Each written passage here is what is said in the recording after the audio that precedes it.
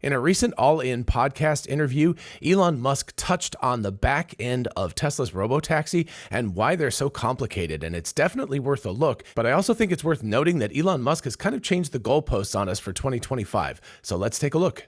Hey y'all, it's Dr. Know-It-All. Before we start, a quick shout out to my channel sponsor, Joa. They make the best accessories for your Tesla and other EVs and have amazing warranties and customer service too. They're really great folks all around. Be sure to check the link in the description and grab a fan-cooled phone charger, a portable tire inflator, a fold-out laptop table, and so much more. Oh, and they make perfect gifts for your EV-loving friends too. So with the holiday seasons coming up, be sure to check them out. Alrighty, we have about a 2-minute clip here of Elon Musk talking to Jason Calacanis during the All In podcast. A big shout out to Sawyer Merritt for clipping this from the longer podcast, of course. I'll leave a link to his X post and also the original All In podcast, the full thing in the description, so you can check it out at your leisure. I highly recommend it, of course, because Elon Musk is always good for some interesting takes. So this particular section has Elon talking specifically about the RoboTaxi and how complicated the back end of the RoboTaxi is. In other words, all the stuff that you as a consumer really don't see or even think about. And this is something that Uber and Lyft and Waymo and Zoox, in fact, if you haven't seen me and Misinformation's first ride on a Zoox, definitely check that out up here.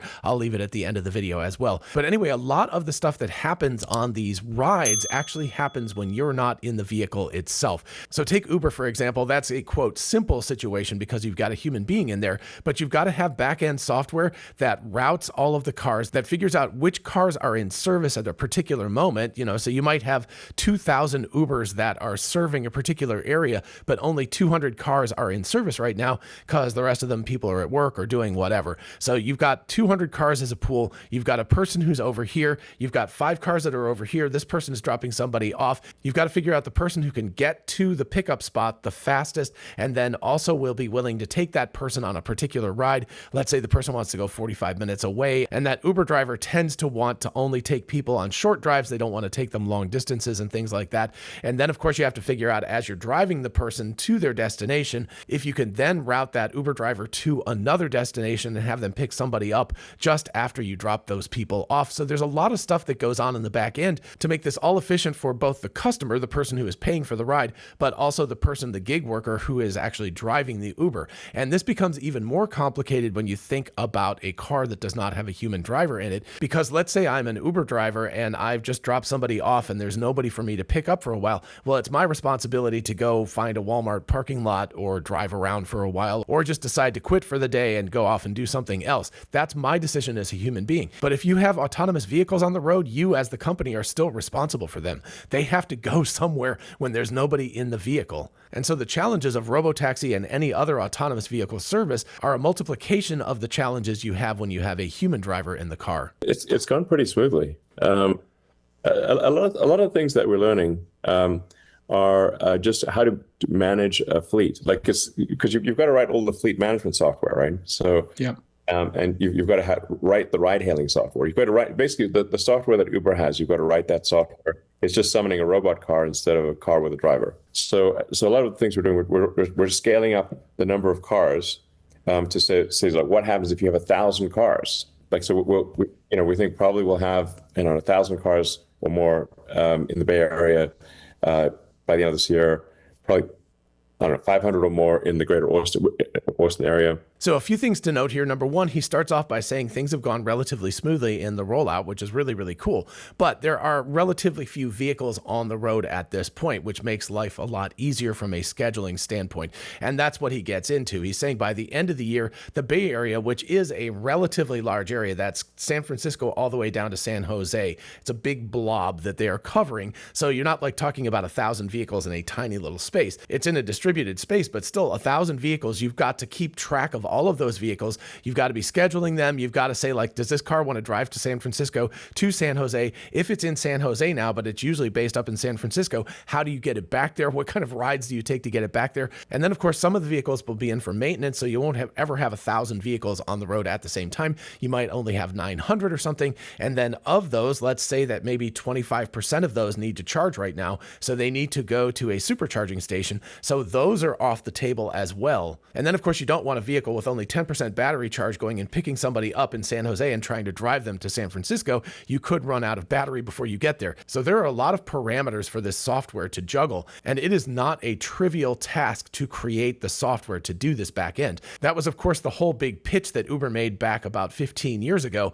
when they were pitching this company was, look, we can actually write the back end software. The actual driving, humans driving people from place to place, taxis have done that for years. And of course, we've had human dispatchers who have been able to go like, oh, that taxi can pick this person up here and drop them off here, and then we can go over here. But Uber's pitch was, look, we can automate all of that back end stuff. And now Tesla is having to recreate this on their own. And as Elon says, that's no trivial task, especially when you're going to increase the number of vehicles in the Bay Area to 1,000 and in the Austin area, which is a smaller geographic area, to 500. That's a lot of vehicles that you have to keep track of and you have to schedule out. So if they had like 20 vehicles on the road on day one, which I think is more or less the right answer back on June 22nd, that's, relatively easy to schedule. In fact, you could actually have a human being who could oversee it. That's a few enough vehicles that a person could look at that range of vehicles and go like, oh, that car should go over here. Oh, that car should go over here. Oh, the software is screwing up right now. I should push it over here or something. When you get to 500 or 1,000 vehicles, no human being can keep track of that. So the software's got to do it all, and it's got to scale up. It's a whole different ball game to go from 20 or 30 vehicles to an order of magnitude or even 2 orders of magnitude larger than that number and still keep track of them and have them efficiently routing from place to place as they're picking up the consumer. But wait, it's even more fun when the consumer is not in the vehicle. You have to make sure the cars don't all, for example, go to the same supercharger at the same time, right? Or don't all go to the same intersection. It's like, what do these cars do? And then like sometimes there's high demand and sometimes there's low demand. What do you do during those times? Do you have the car circle the block? Do you have it try to find a parking space? So again, this is a problem that is unique to autonomous vehicles. You don't have to tell a human being what to do when they're not driving somebody. If there's nobody to pick up, the person's going to figure out what to do. They'll pull into a parking place. They'll continue to drive.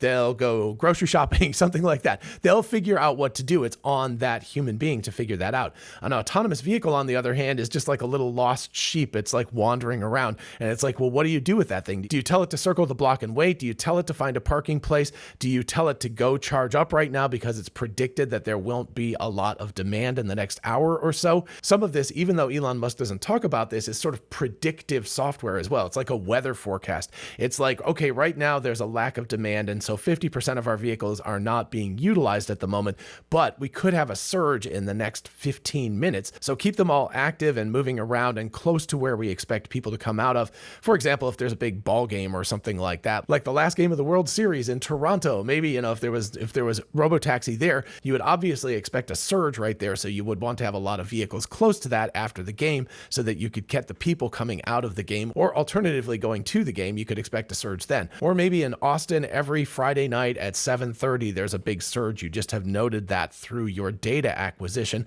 And Tesla is great at data acquisition and data analysis. So you can, again, do sort of weather forecasts. You can do heat maps of where you expect people to be in the next 15 minutes, in the next half hour, in the next hour. So you can push the cars towards those areas predictively as they're waiting. But then you could also just have dead times when it's like, well, for the next hour, it's unexpected. There's going to be a lot of demand. So what do we do with these vehicles? Again, you're responsible for them. If you don't have human beings in the car, then Tesla itself, or alternatively Waymo or Zoox or other autonomous ride-hailing services, they're responsible for these cars, which is an interesting wrinkle on the whole thing. And then, sometimes like say it's a disabled parking space or something, but the writing's faded or the thing's faded. The car's like, oh, look, a parking space, we'll jump right in there.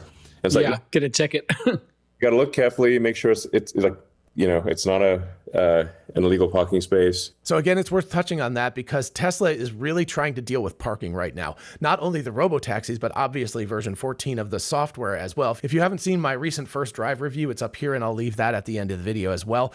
It is hysterically bad at parking garage parking. It passes up hundreds of parking places to park at the very last spot in the entire parking garage. So clearly there's still problems with parking, but of course me in the car, I can always override it and pull in someplace else and go to a different spot. But if it's the RoboTaxi driving around and it pulls into a handicapped parking place because it doesn't see the little wheelchair symbol, well, then you suddenly are going to get a ticket because it doesn't see the blue wheelchair symbol on that spot because maybe it's faded or something, or it doesn't see the sign up there, or it says this spot is reserved for people with permits or something, right? So it finds a spot, but it doesn't read the big sign that says this is for permit holders only, can't park here. Well, then the car can get a ticket, and Tesla, of course, is on the hook for the ticket. They obviously don't want to do that, but it even goes beyond that. Or it sees a space to park and it's like ridiculously tight, but it's like, oh, I can get in there.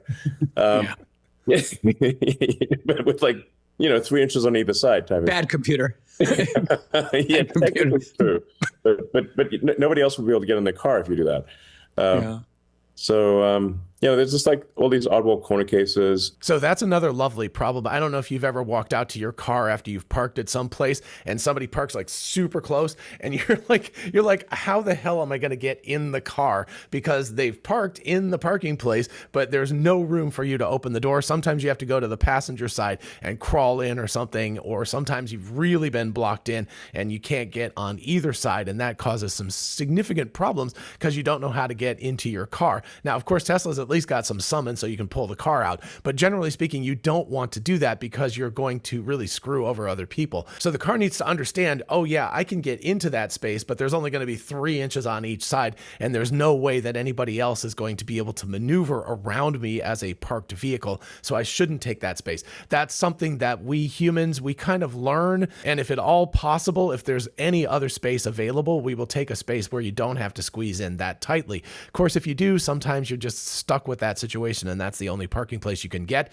So that's another nuance to this. If the car is in a situation where it's like, well, this is the only one I can get, there's no other parking space around, I've looked and I'm just going to have to take this and chill out. And I guess they could also have it active still at that point, where if a human being came and they saw that a person was trying to get into their vehicle and they couldn't, the car could pull out for them and allow them to be able to get into their vehicle. So there is that advantage that the car is always sort of on, you're not just leaving it alone. It could actually pull out and adjust and allow that person to get in the car and pull out. But as Elon notes, and as we have seen in our reviews of Full Self-Driving 13 and now 14, parking is a real boss level problem. It's something that's very low speed. And so it's not something where you have to make decisions super quickly, but there's a lot of decision making to be done. You have to read signs. You have to know if the parking spot is legal or illegal. You have to be able to see the parking spot, even if they're faded signs and stuff like that. You have to make a judgment on whether you can get into the parking space. You have to judge whether it's a good parking space to be in. You have to judge whether the parking overall in the area is so out of control that you just have to take this spot, even though it's not an ideal one. And then, of course, you've got the autonomous vehicle aspect of it's able to just drive around alternatively. So it could actually just keep driving and never park because you don't have the human problem of I have to go to the store right there and I have to park. But all of this creates a very complicated situation. And then you add on top of that you're trying to keep these cars active and in the right area for expected customer demand that is coming up soon. And you have to utilize the data that you've built up thus far to kind of look at heat maps and decide where people are likely to be. And then you have to scale up your software to handle not just tens of cars, but hundreds of cars to thousands of cars to eventually millions of cars around the globe. That becomes really, really complicated. The software in the vehicle has got to be really, really good to be able to figure out parking spaces and drive around without hitting people and, be autonomous, all of that kind of stuff. But then when you add on top of that, the back end software to keep the cars in the right place, charged up to the right amount, parked when necessary, driving around when necessary, not all going to the same intersection or trying to pick up the same person, have 6 cars show up at the same time. There's just a lot of stuff that goes on that people don't think about when you're taking a RoboTaxi that creates a significant scaling problem. And now for the last thing I teased in the cold open that Elon doesn't really talk about here, but he had said a couple of months ago that by the end of 2025, so we're talking about 2 months from now, he expected that RoboTaxis would be serving 80% of the United States' population.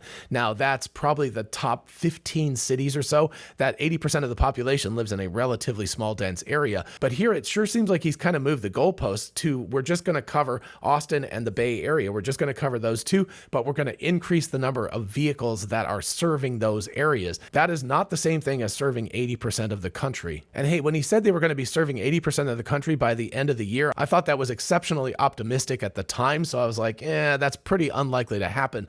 But it would be nice to see them expanding to other areas, at least places like Phoenix or Los Angeles or Las Vegas or things like that that already have robotaxis in them, but to at least see Tesla before the end of the year starting to expand in those areas as well. So we'll have to wait and see, but I highly suspect that we will not see Tesla serving 80% of the United States' population by the end of 2025. Maybe by the end of 2026 we will see that, but we will have to wait and see. In the meantime, it's great to hear that the rollout thus far has gone smoothly, and it's also really interesting to get an insight into the back end, all of the stuff that Tesla is working on that we consumers don't necessarily think about very much as we take these rides. Alrighty folks, that's what I've got for you today. Let me know in the comments what you think about all of this. Do you think that Tesla is going to get to 80% coverage of the United States' population by the end of 25 or 26 or 27? Let me know when you think it is. While you're down there, if you don't mind liking the video, that really helps out, and consider subscribing for more of this kind of content, and I will see you in the next video. Bye-bye.